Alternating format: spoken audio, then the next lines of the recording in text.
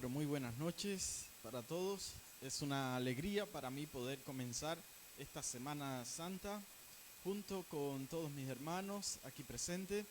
Bienvenidos a todos los que están también llegando. Esperemos que la paz del Señor y el Espíritu Santo nos pueda asistir en esta hora, pueda estar con nosotros la presencia de Jehová, nuestro Dios, y podamos profundizar un poquito en lo que sería esta eventualidad de la semana de la Pasión de Cristo.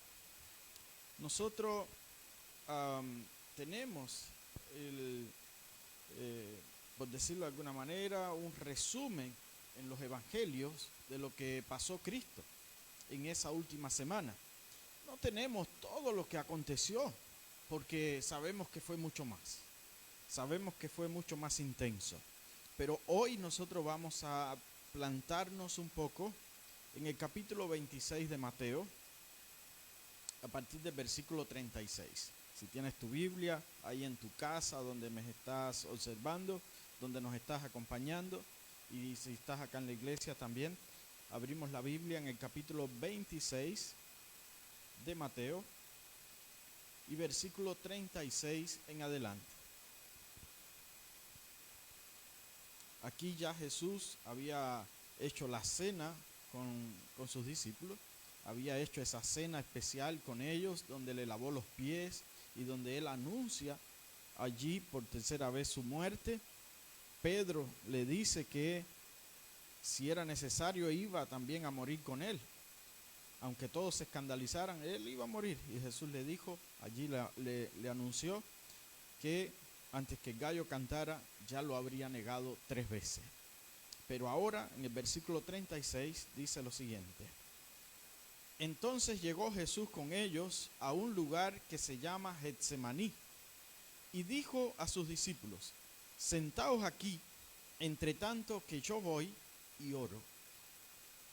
Y tomando a Pedro y a los 2 hijos de Zebedeo, comenzó a entristecerse y angustiarse en gran manera.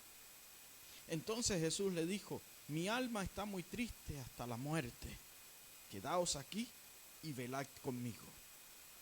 Yendo un poco más adelante, se postró sobre su rostro, orando y diciendo, Padre mío, si es posible, pase de mí esta copa, pero no sea como yo quiero, sino como tú. Vino luego a sus discípulos y los halló durmiendo, y dijo a Pedro, ¿así que no habéis podido velar conmigo una hora? Velad y orad, para que no entréis en tentación. El espíritu a la verdad está dispuesto, pero la carne es débil. Y versículo 42. Otra vez fue y oró por segunda vez diciendo, Padre mío, si no puede pasar de mí esta copa sin que yo la beba, hágase tu voluntad. Acá nosotros estamos viendo algo que acontece en un momento crítico, un momento puntual, un momento donde ya no había prácticamente mucho más para hacer en cuanto a la decisión que Jesús había tomado de venir a esta tierra y hacerse cargo del pecado tuyo y mío. Entonces está en un momento donde él sabía que prácticamente ya no había marcha para atrás. Pasaba lo siguiente, hacía alrededor de unos 4000 años atrás, Adán y Eva, que fueron las criaturas que él había puesto en el Edén a su imagen y a semejanza, habían tomado una decisión equivocada, una decisión que le había provocado toda la infelicidad que tanto para Dios, para los cielos como para la tierra ha causado tanto daño y tanto sufrimiento, obviamente.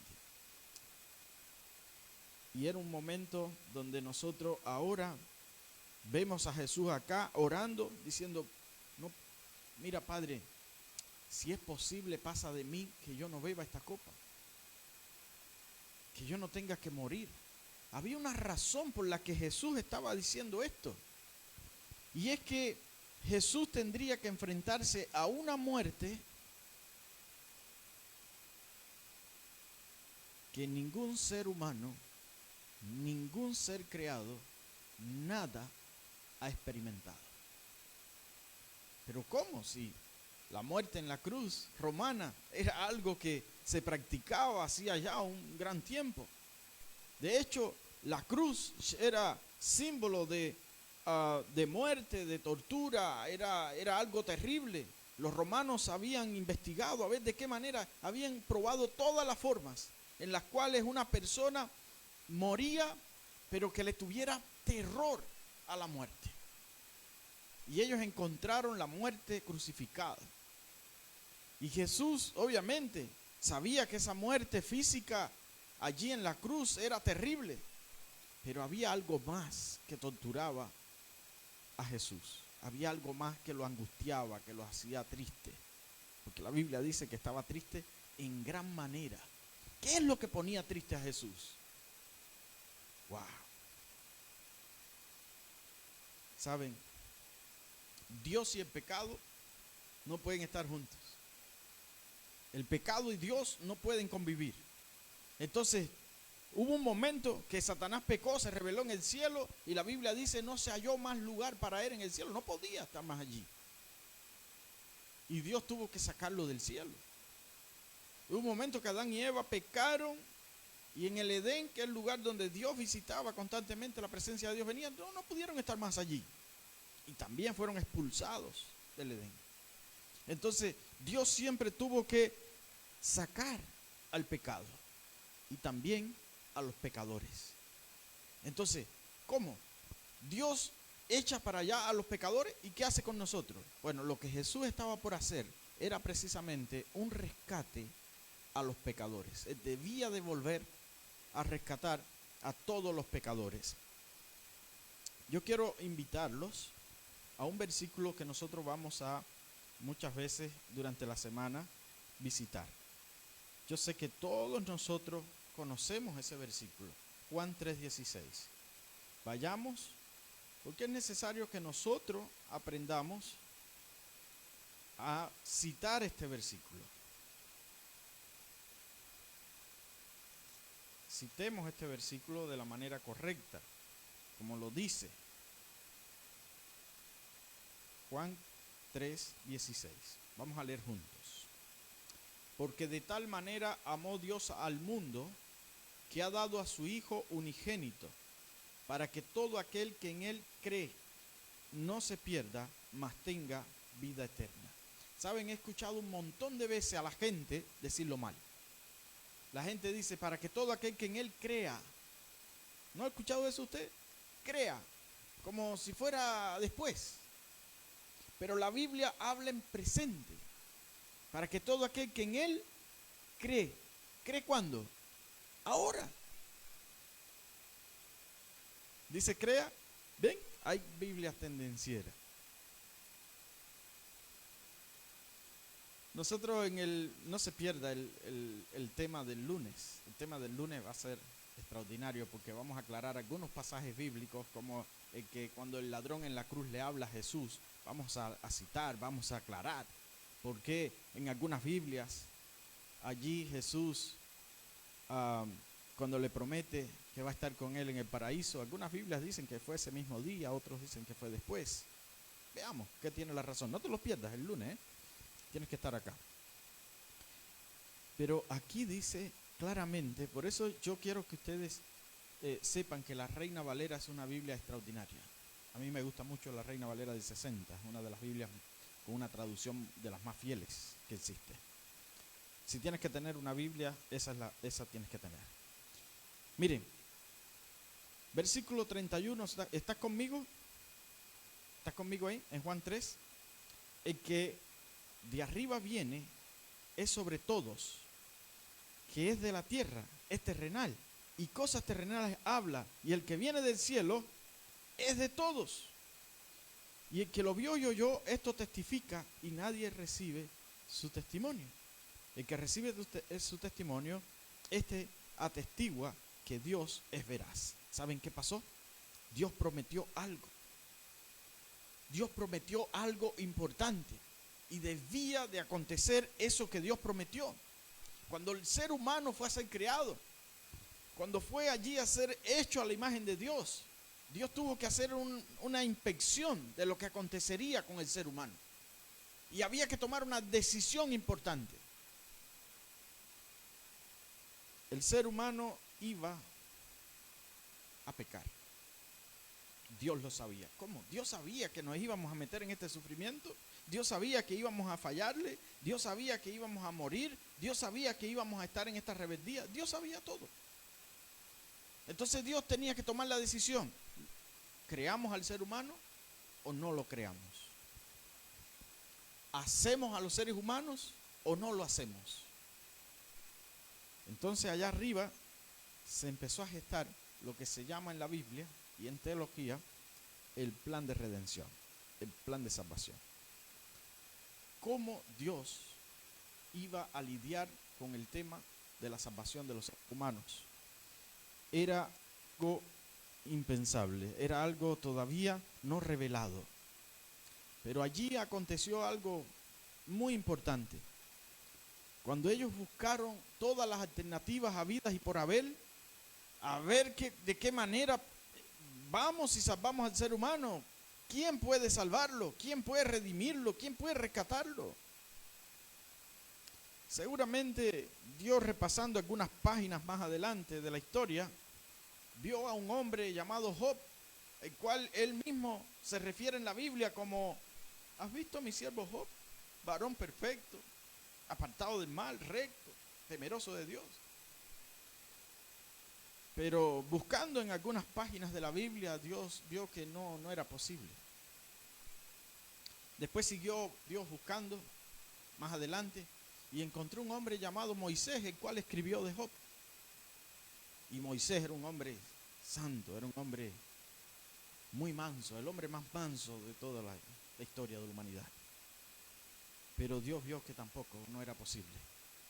Vio que había visto hombres incluso anteriores a Noé, como Enoc, y dijo: este hombre me lo llevo al cielo, pero tampoco puede, no puede salvar al hombre. Y así miró a Elías, que también se lo llevó al cielo, pero que tampoco podía salvar al ser humano. ¿Por qué no podían salvar estos seres al ser humano? ¿Por qué estos hombres que habían vivido vidas tan ajustadas no podían? Vamos a ir a Romanos capítulo 6. Romanos capítulo 6.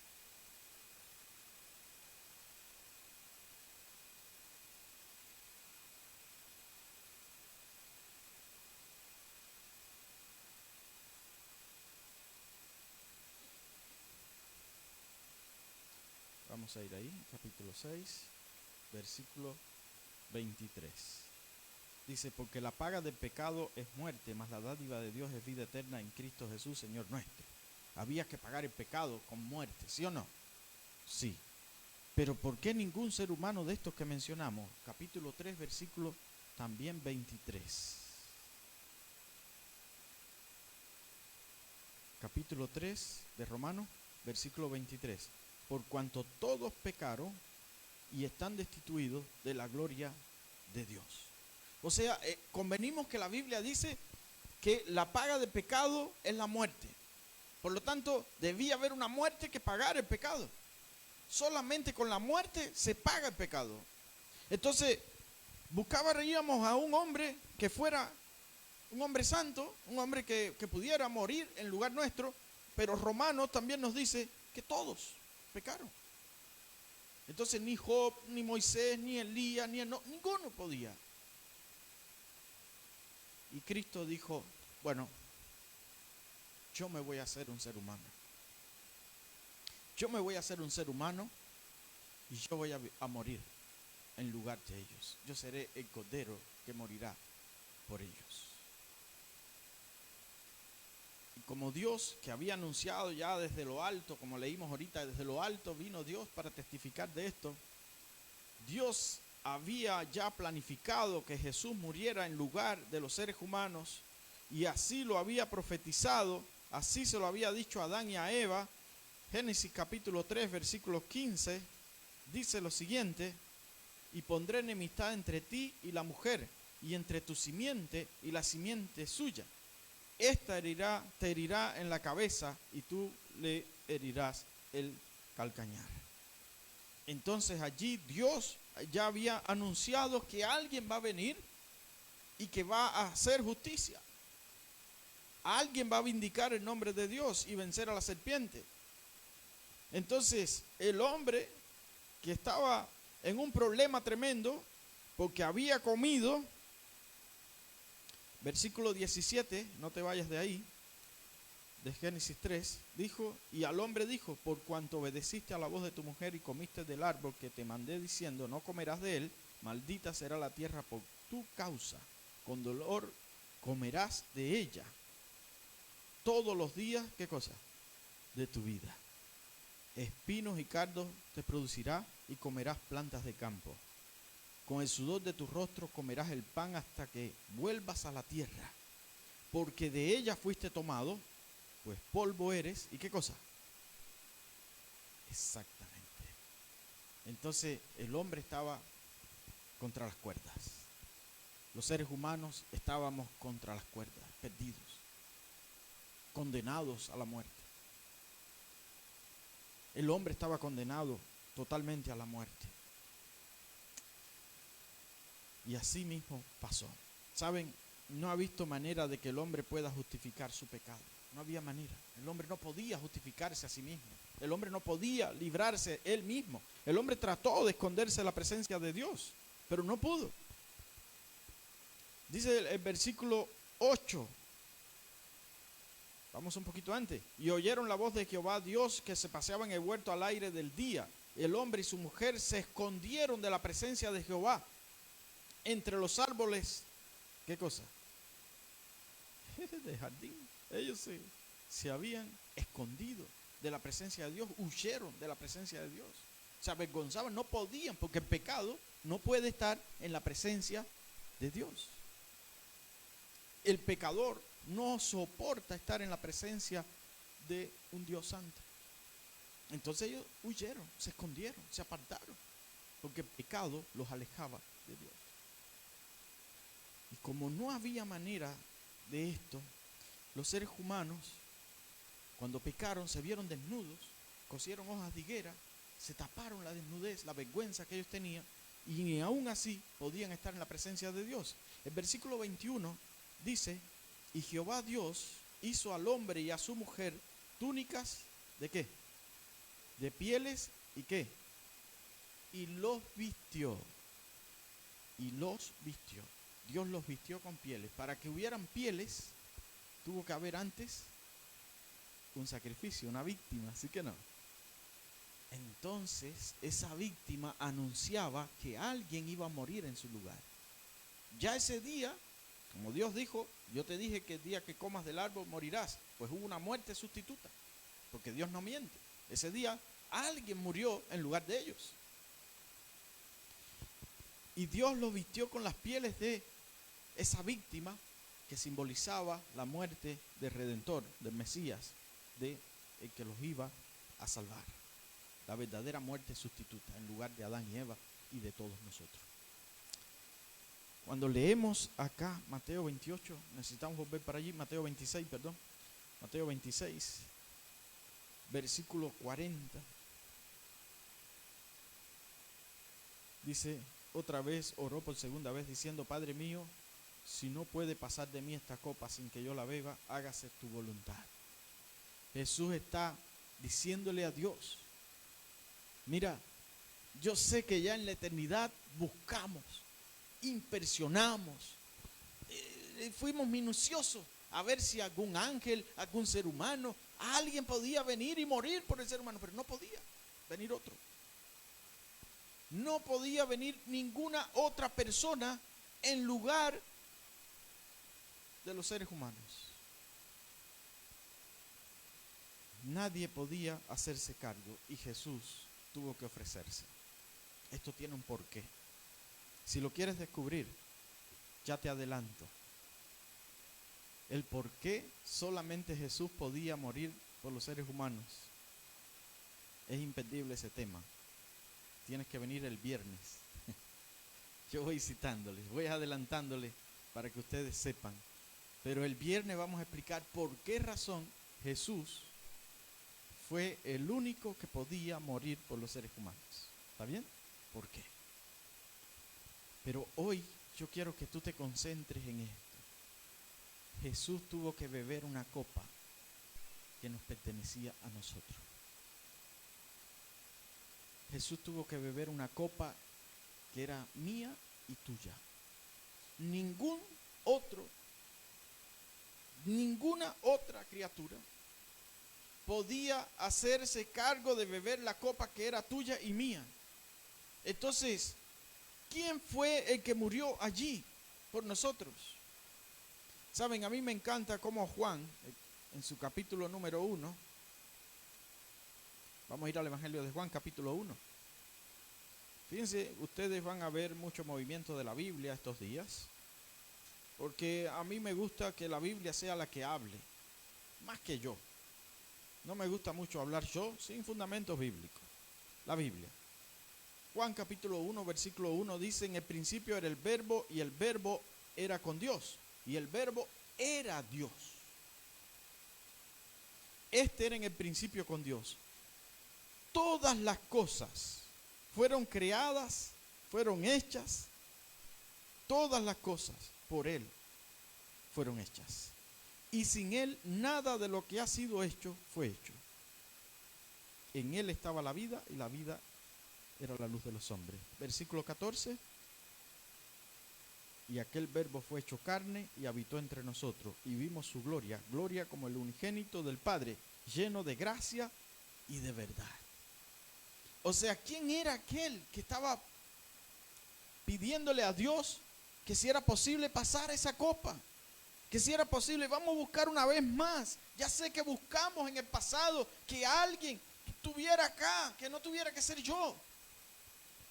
Yo sé que ya allá en la eternidad buscamos, inspeccionamos, le dimos para adelante a la historia, le dimos para atrás, pero no había nadie que pudiera hacerse cargo. ¿Quién era ese? Ese era tu creador. O sea que el creador de todas las cosas, como dice ahí, que todas las cosas fueron hechas por Él y sin Él nada ha sido hecho. El que creó todo, el que hizo todas las cosas, el que te creó a ti, el que me creó a mí, ese estaba allí dispuesto como un cordero para ser sacrificado. Impresionante. ¿Cómo lo revela la Biblia? Porque dice, aquel verbo se hizo carne, se hizo hombre, se hizo humano, se hizo un ser humano por nosotros. O sea, el creador de todo el universo, el creador de los seres humanos, el creador mismo estaba disponiéndose a morir por sus criaturas. El creador por las criaturas. Entonces, ¿qué nos salvó a nosotros? ¿Qué es lo que nos dio salvación a ti y a mí? Hay quien dice, y está bien dicho, pero hay quien dice, el sacrificio de Jesús nos salvó. Y sí, está bien, pero tú y yo fuimos salvados por amor. El amor, porque dice la Biblia, de tal manera amó Dios al mundo que entregó a su Hijo. El amor fue el medio por el cual movió el corazón de Dios, movió allí el corazón del Creador para Él hacerse carne, para Él hacerse cargo, para Él hacerse culpable, para Él beber la copa que tú y yo debíamos beber. Porque Romanos dice claramente que el pecado se paga con la muerte. Y el libro de Hebreos dice que Cristo no pecó. Así que Él no merecía.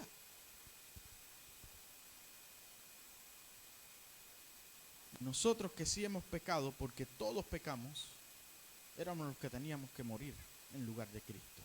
Debe haber sido difícil para el Señor. No fue sencillo. No fue sencillo porque Jesús no cometió ningún mal, no cometió ningún pecado, no hizo nada malo. Y Él tuvo que hacerse cargo, echarse la culpa a Él de nosotros y presentarse allí y decirle a Dios, mira, a su padre allí, decirle, si es posible, pasa de mí este momento tan difícil.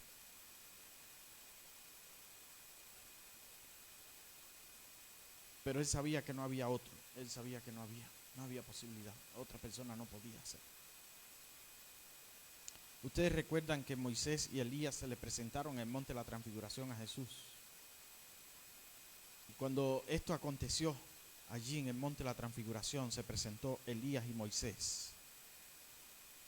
Fue precisamente para recordarle a Jesús, mira, si tú te echas para atrás, nosotros tendremos que bajar. No podemos quedarnos en el cielo. Si tú no le das para adelante con el plan de la salvación, si tú no mueres en lugar de los seres humanos que estamos allá, tendremos que venir de nuevo para esta tierra. No podemos quedar ahí arriba. Y Jesús, que estaba convencido de que esta era la única chance que teníamos los seres humanos, el único chance. Por ahí si alguien te ha dicho, mira, después va a haber otra oportunidad, vive ahora como tú quieras, de todas maneras, después va a haber otra oportunidad, Dios le va a dar otra oportunidad a los seres humanos. Eso es mentira, ¿eh? Los seres humanos tenemos solamente esta chance, solamente esta oportunidad, solamente este camino. No hay otra, no hay manera de agarrar y decir, yo llego a la eternidad por otro camino. No hay otro camino. No hay una segunda oportunidad, no existe. La Biblia no habla, no da detalles de que haya otra oportunidad. Hay un solo camino. ¿Pero dónde dice eso? Juan capítulo 14. Vamos a ir allí a Juan capítulo 14.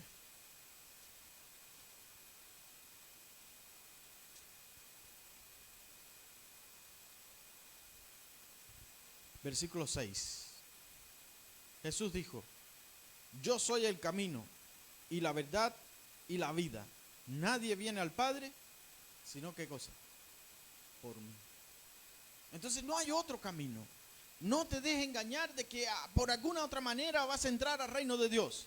No hay otro. No, que si no es por la puerta estrecha vas a entrar por la ancha. Jesús dijo que no. El camino ancho lleva a la perdición, la puerta ancha lleva a la perdición. Solamente la puerta estrecha, solamente por ahí puedes entrar. Solamente Jesús te puede salvar. Solamente Él, el que estaba allí diciendo, yo tengo que hacerme cargo y beber esta copa. Yo sé que no hay otra manera, que se haga tu voluntad entonces, Señor, porque no hay otro que pueda venir. Y Hechos capítulo 12, vamos para allí. Ustedes me avisan cuando se cansen de buscar en la Biblia. Pero que sea la Biblia quien hable. Vinimos aquí a escuchar palabras de Dios. Vinimos acá a escuchar palabras de Dios. Solo Dios puede darnos a nosotros esta palabra. Vamos a buscar en la Biblia. Vamos a dejar que ella sea quien nos diga, que sea ella quien nos hable, que sea ella quien nos diga, mira, esto es lo que la palabra de Dios acaba de decir. Es lo que dice. Vamos a buscar capítulo 4 y sí, versículo 12. Capítulo 4, versículo 12 de Hechos. Capítulo 4.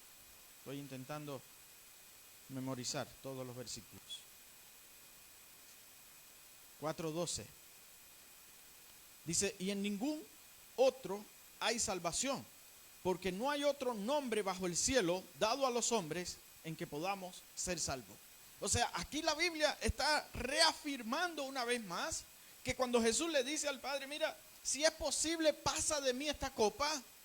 La Biblia dice, mira, no hay otro.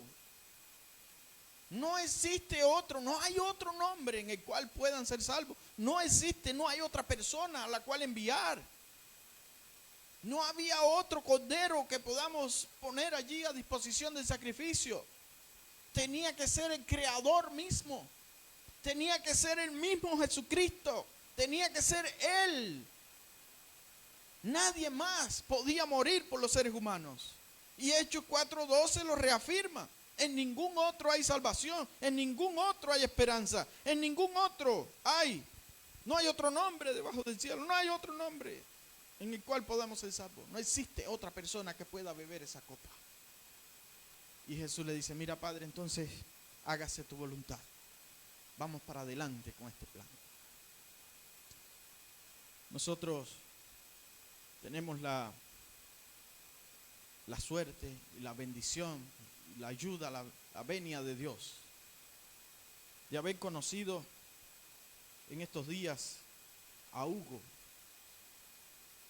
Álvarez. Hugo Álvarez es un vecino de Juan Lima. Y nosotros comenzamos cuando los 10 días de oración. Comenzamos allí a estudiar la Biblia con Hugo. Hugo es un hombre que había transitado las sendas del alcohol, había transitado los caminos donde de una manera pasiva, porque él no quería, pero como él trabajaba y se movía muy cerca de personas que fumaban drogas, él se hizo un fumador pasivo, porque él también absorbía el humo de todas esas drogas que fumaban los compañeros de trabajo y todo lo que estaba. Y es un hombre que ha sufrido varias y terribles enfermedades en su vida, cosas, ha padecido también muchos sufrimientos, pero en Hugo estuvo a la disposición de visitarnos allí en el grupo pequeño de Juan Lima. Y cuando él apareció, en su mirada había una necesidad. Y yo estaba predicando allí, estaba hablando, y Hugo quedaba atento. Yo revisaba la mirada de todos los que estaban. En Hugo vi la mirada de una necesidad de esperanza. Él planteó lo siguiente. Él tiene una hermana que fue intervenida hace poco. Y él quería que su hermana, Dios acompañara esa intervención médica. Pero eso era en lo familiar. Él dice, yo necesito liberación. Yo necesito que Dios me libere, que Dios me perdone, que Dios me ayude a olvidar mi vida pasada. Empezamos a estudiar la Biblia todo el mes de febrero, ahí todo el mes de marzo. Y estamos ahí con Juan Lima dándoles los estudios bíblicos. Estamos estudiando este estudio bíblico. Yo lo traje porque quería mostrar. Descubre la verdad. Capaz que donde tú me estás mirando, tienes también deseo de estudiar la Biblia. Acá hay un estudio bíblico. Nos ayuda, trae muchos versículos de la Biblia. Es un apoyo para nosotros poder estudiar, investigar.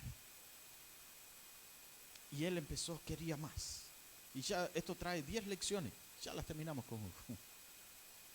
10 lecciones. Y Hugo expresa lo siguiente: yo quiero liberación del pecado.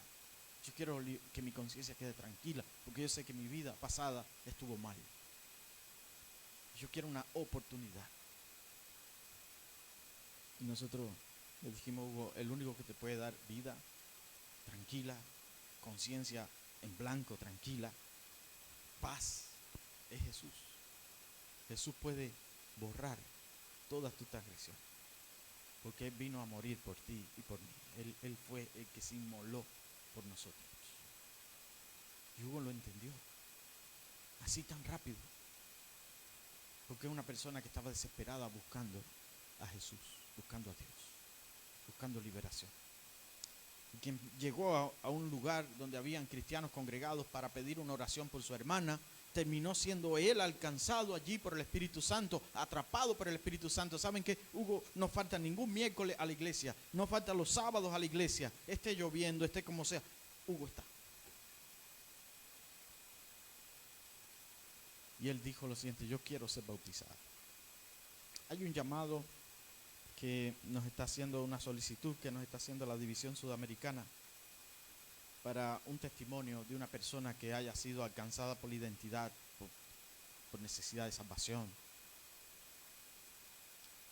Y cuando yo leí esto en el grupo de pastores, estamos buscando un testimonio, alguien que haya sido así, que haya llegado y haya dicho: yo necesito liberación, necesito salvación, necesito a Jesús. Enseguida dije: este es Hugo. Y entre el 1 y el 5 de mayo va a haber un evento sudamericano en Brasilia. Ya Hugo está anotado con sus pasajes garantizados, la división pagaría todo. Para que Hugo pueda ir, asistir, contar su testimonio y tener bautismo en la división sudamericana. Los planes de Dios son maravillosos. Nosotros seguiremos, ahora vamos a empezar con la fe de Jesús, vamos a seguir dándole estudios bíblicos porque tenemos hasta mayo para seguir dando otro estudio bíblico. Pero ya él aceptó a Jesús, porque descubre la verdad, es como tú puedes ser salvo. ¿Cómo tú puedes ser salvo? ¿Cómo tú puedes alcanzar salvación? ¿Por qué medio? Yo no sé si estoy hablando para alguien que necesita de un Salvador, de alguien que beba la copa que tú no puedes beber, de alguien que se haga cargo de tus pecados, de los cuales tú no te puedes hacer cargo, y que nadie más en todo el universo se podía hacer cargo. Tu Creador, tu Dios, solo Él podía beber la copa que tú y yo merecemos beber. Te pregunto, así como Hugo, ¿tú quieres aceptar a Jesús como tu Salvador? Como tu sustituto, como aquel que dijo: Padre, si es posible, pasa de mí esta copa, pero si no, hágase tu voluntad, porque yo quiero salvarla a ella, quiero salvarlo a él, quiero salvar a los seres humanos, para que todo aquel que en él cree no se pierda, mas tenga vida eterna. ¿Quieres aceptar a Jesús? ¿Tú quieres aceptarlo a él? Yo quiero que nosotros nos podamos poner en pie. Hoy vamos a cantar un canto que se llama A Jesucristo ven sin tardar. A Jesucristo ven sin tardar. Yo quiero que nos pongamos de pie, vamos a entonar este canto juntos y después vamos a orar.